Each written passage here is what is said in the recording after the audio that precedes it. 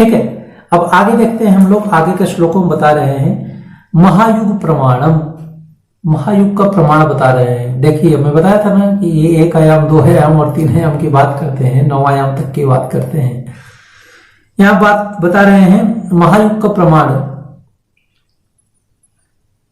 तद्वाद सहस्राणि चतुर्युग मुदाहृतम सूर्याब्द संख्येया गेया द्वित्रिसागरैर्युताहतै संध्यान संध्यान सहितम विज्ञेयं तच्चतुर्युगम कृतादीनां व्यवस्थायां धर्मपात व्यवस्थया। यहां बता रहे हैं तद्वाद सहस्राणि, तद मतलब उस दिव्य दिन से, द्वादश सहस्राणि वर्षाणि, तद्वादश सहस्राणि चतुर्युग मुदाहृतम, चारों युग होता है, तद्वादश सहस्राणि चतुर्युग मुदाहृतम। और इसी का मान बता रहे हैं कि ये तो दिव्य में बता दिए, सूर्याब्द संख्या गेया, सूर्याब्द में यानी सौरमान में जानना चाहिए। क्या द्वित्रिसागरैर्युताहतै, एक बहुत ही पॉपुलर टर्मोलॉजी है अपने ज्योतिष के विषय में या ज्योतिष विषयक वैदिक गणनाओं के विषय में। अंका नाम वामतो गति, यदि आप लोगों ने पूर्व में लीलावती वगैरह पढ़ा होगा तो ये चीजें आप लोगों को बहुत अच्छे से क्लियर होगी। यदि आप लोगों ने नहीं पढ़ा है तो कमेंट करके हमें बताएं, हम लोग लीलावती पे भी पाठ लेकर के भविष्य में आएंगे। सबसे पहले सूर्य सिद्धांत को समाप्त करते हैं। तो अंका नाम वामतो गति का मतलब क्या था कि अंकों की गति जो होती है ना वो बाएं से होती है। लिखना स्टार्ट करते हैं तो जैसे बता रहे हैं द्वि मतलब लिखेंगे यहां पे 2, 3, सागर मतलब 4, मतलब 432। ठीक है, 432 में 10,000 का गुणा कर दीजिए, जो संख्या मान प्राप्त हो जाता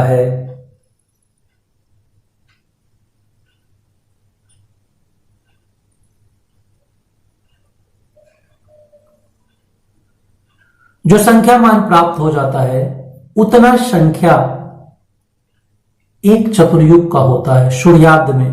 तो द्वित्रिसागरैर और 10,000 से गुणा कर दीजिए तो 43,20,000, 43,20,000 ये मान होता है किसका? चतुर्युग का, सूर्याब्द में। इसके बाद बता रहे हैं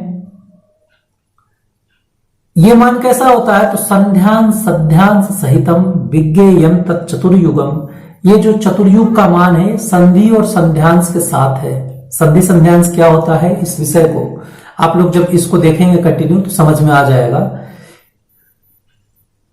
संध्यान सहितम विज्ञेयं तच्चतुर्युगम कृतादीनां व्यवस्थायाम धर्मपात व्यवस्थया। और ये संधि और संध्यांश के मान की व्यवस्था क्या है, कितना मान है? 12,000 दिव्य वर्ष चतुर्युग बता रहे हो तो 4,000 दिव्य वर्ष का मान है क्या? और इसमें संधि संध्यांश कितना है, ऐसा है क्या? करे नहीं, 12,000 है तो उसमें संधि और संध्यांश का मान का प्रमाण है। कृतादीनाम व्यवस्थायाम धर्मपात व्यवस्थया, कृतयुगादि में जो धर्म के पात की व्यवस्था है, धर्म के पाद की व्यवस्था है, जो वही व्यवस्था यहाँ पे बता रहे हैं कि उसी व्यवस्था के अनुसार यहाँ पे संधि और संध्यांश का मान है। ठीक है, कैसे है तो बता रहे हैं यहाँ पे युगस्य। अब इस संधि संध्यांश का मान को कैसे निकालेंगे तो बता रहे हैं युगस्य दशमो भागः चतुस्त्री द्वि एक संगुणः क्रमात् कृतयुगादीनां षष्ठया संधयस्वकः।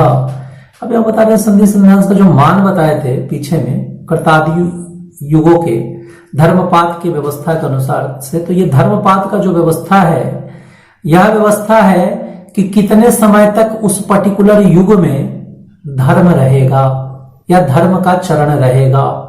ठीक है, तो यही बातें यहां पे कर रहे हैं। यहां पे बता रहे हैं कि चतुः त्रि द्वि एक संगुणः, यही धर्मपाद की व्यवस्था है। मतलब सतयुग में 4 पाद में धर्म, त्रेता युग में 3 पाद में धर्म, द्वापर में 2 पाद में धर्म, और कलयुग में जो वर्तमान में भी भोग कर रहे हैं, देख रहे हैं नाना विध व्याधियां आ रही हैं। ये व्याधियां सतयुग में सिर्फ नहीं थी, त्रेता द्वापर और कलयुग में तो अभी आप देख ही रहे हैं सर्वदा विद्यमान रही हैं।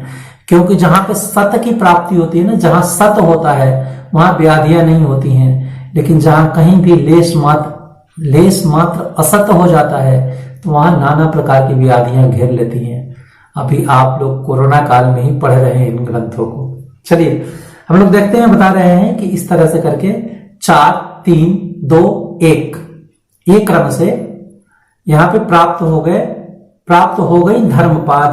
तो बता रहे युगस्य दशमो भाग, युग के मान में 10 का भाग दे दीजिए। युगस्य दशमो भाग चतुस्त्री द्वि एक संगुण, 4 3 2 1 से गुणा कर दीजिए, 4 3 2 1 से गुणा कर दीजिए। इसके बाद क्रमात् कृतयुगादि नाम, क्रम से कृतयुगादि नाम मतलब कृतयुग, द्वापर, त्रेता, कृतयुग, त्रेता, द्वापर, कलयुगादि नाम। ठीक है, क्रम से ये यहां पे प्राप्त हो गई।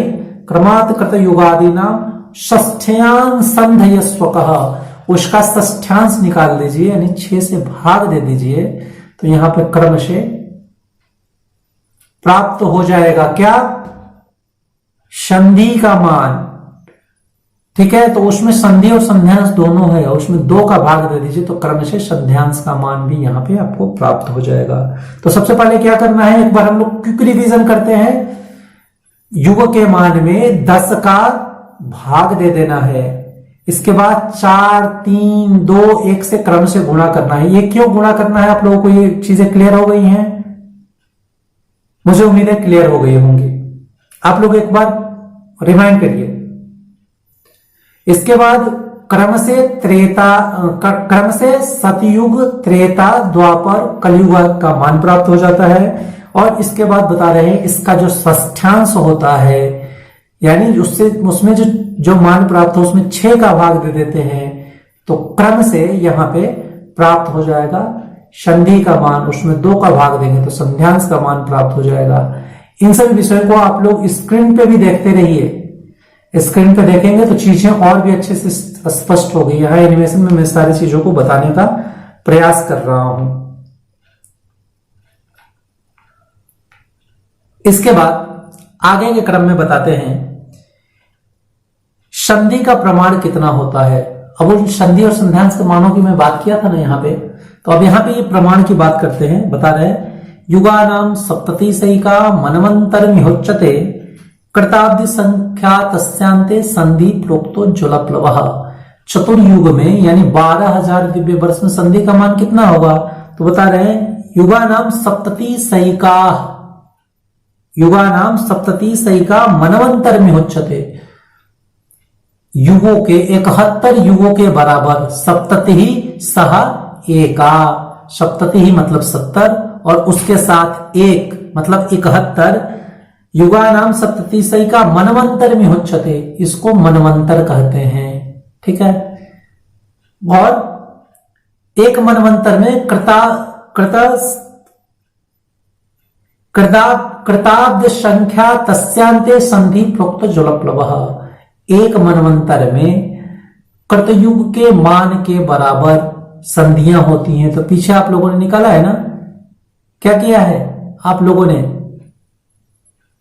12,000 दिव्य वर्ष चतुर्युग का मान, उसमें 10 का भाग दिया तो 1200, उसमें 6 का गुणा कर दिया, उसमें 1200 में 4 का गुणा किया तो क्रम से 12 चौके 4800 कृतयुग का मान हो गया, 4800 दिव्य वर्ष।